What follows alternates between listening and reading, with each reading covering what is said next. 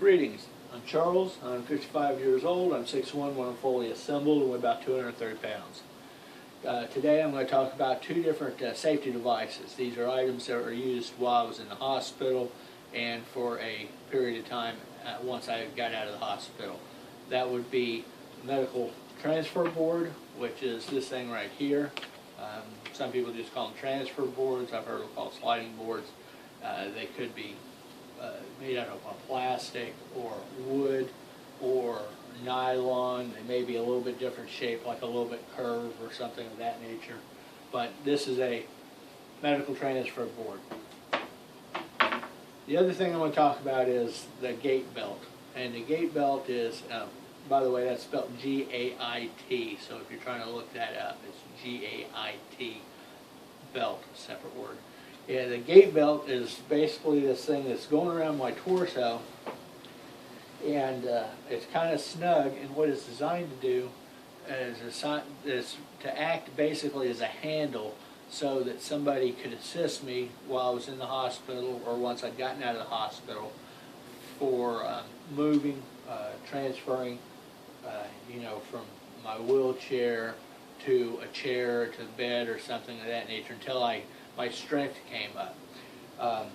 Now, the couple of things about this Gait Belt is I've been in a rehab situation on 3 different occasions. Each time I've used, when I was in the hospital, they made me use Gait Belts, and I'm sure that's just for their own safety and liability purposes. But nobody ever told me how to put one of these things on. They've either put them on me, whipped them on real quick, or they expected I already knew how to put them on and had to figure it out. So I'm going to talk about putting these things on and how to manage that. First off, I already have this one on, so I'm going to take this off first and then I'm going to put it back on. Okay, and the way this thing is, like I said, it's around my torso. It's not super tight. It's got to be pretty snug, but it's got to be able to, whoever's assisting you, be able to put their hand, at least one, probably 2 hands in there without that hurting. Okay. The way most of these Gait Belts that I've ever used have a nylon strap that loops through this kind of funky buckle. And all of the buckles, the buckles are a little bit different, but they operate on the same concept. And basically I just need to take that buckle and pull it away from my body on one side, basically make it perpendicular to me so that the buckle part is pointing this way instead of flat as the buckle would normally rest. Take the little flap and push it out one side, and then take the buckle and pull that away. Okay, so this is the Gait Belt. It was a lot longer when I was in the hospital. I know that can't have anything to do with how much weight I've gained since I got out of the hospital. But in any case, the big trick on this is you have to put this thing in the right direction. It's not, you can't put it on upside down because the buckle won't work. So what needs to be done is you need to figure out what is the outside of the strap. What's going to be the outside of the strap.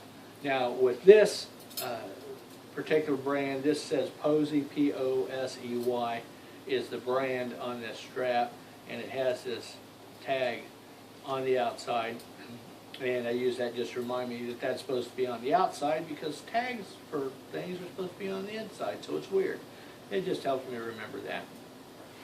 And unless somebody tells you otherwise, you definitely want this thing to go around, but would want it to be flat because it'd be uncomfortable, or it could get uncomfortable if it wasn't flat. Okie dokie. So this buckle is kind of weird unless you're a mechanical engineer. You're probably not going to be able to look at it and just go, what the heck, how does that thing work? But it'll work since I have the right side out. I figured out what the right side was to be out. That's the one with the tag showing out, and the tag showing out. I grab a hold of this buckle, and once again I have it kind of like a T shape to the strap. Now there's a set of teeth on this, and all of them that I've ever had a similar type of a buckle, and they had like teeth in the buckle somewhere, and that should be the closest to this end of the strap on the buckle.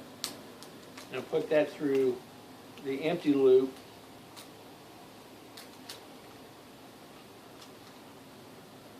Now on this side there's a loop, or the part of the buckle.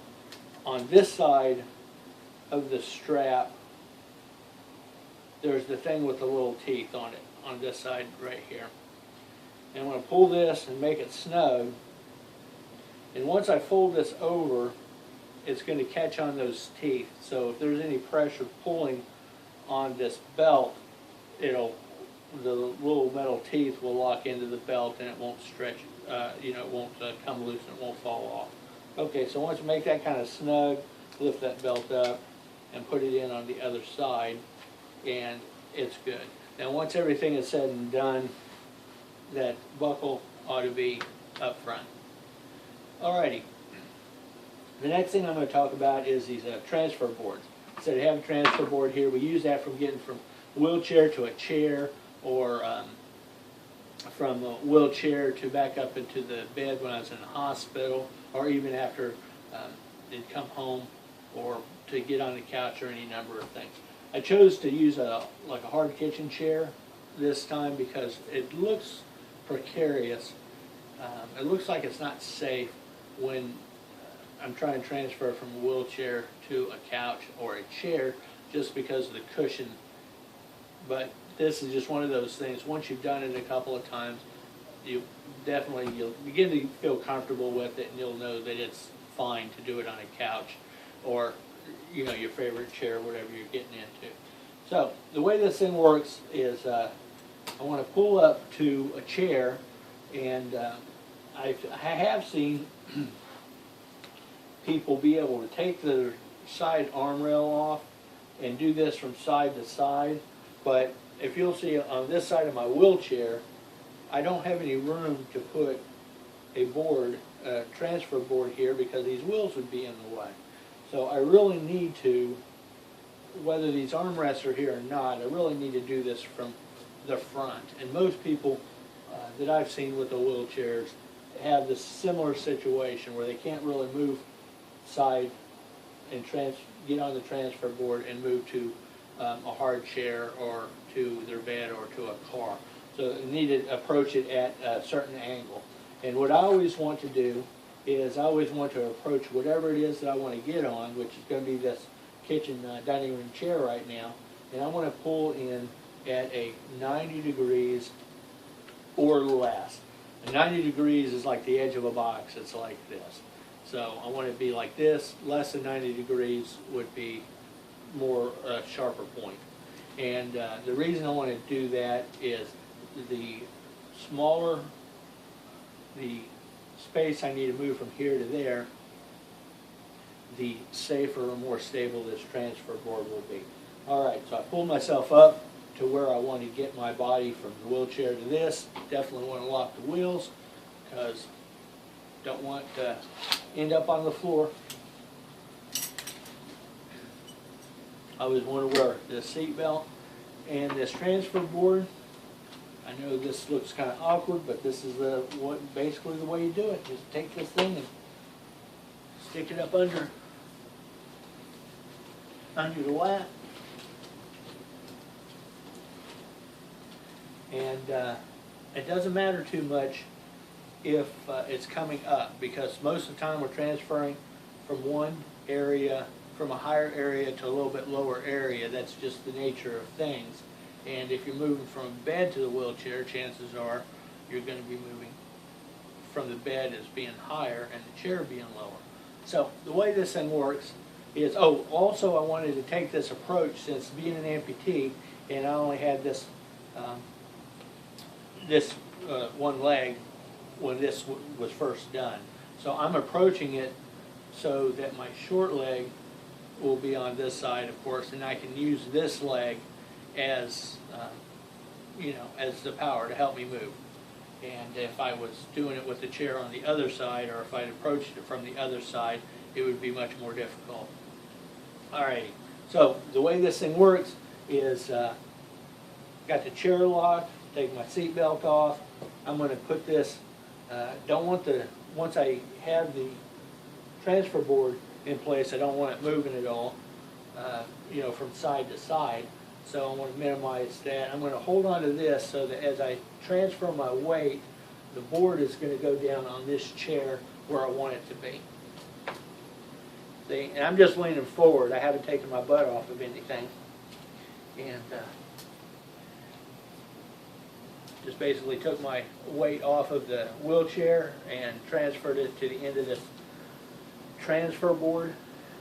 And I can use this just to kind of scoochie myself over to the chair, to the hard chair. So now I'm on the hard chair. And just weasel it out from under you. Now all of these transfer boards I've seen have been tapered on the ends, and don't hurt, don't get in the way of anything. So when you see me like sticking it under my hiney here, it's not like it's going to catch on anything and hurt me. So this is as I was describing before. Now I'm in a chair that's a little bit lower than my wheelchair. And of course a bed maybe even higher, but it still works exactly the same way. I stuck this under my hiney. I'm going to hold on to this thing and make sure that it doesn't move from side to side, because I don't want that to happen. And I'm just going to kind of lean over to my right a little bit here, and I'm taking all of the weight from my my hiney off of the chair, off of the dining room chair, and now it's all on this side of my hiney on the transfer board. And I can just go ahead and scoop myself up just the same way as I came down.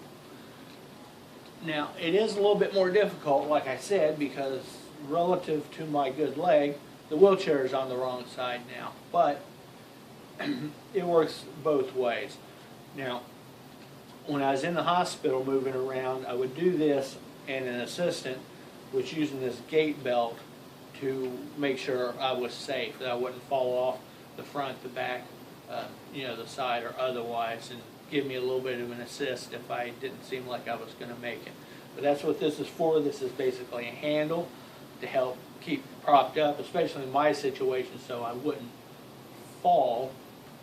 And when I was doing rehab type of stuff, when I was learning to walk, they put that around to keep me from falling. And then the transfer board, of course.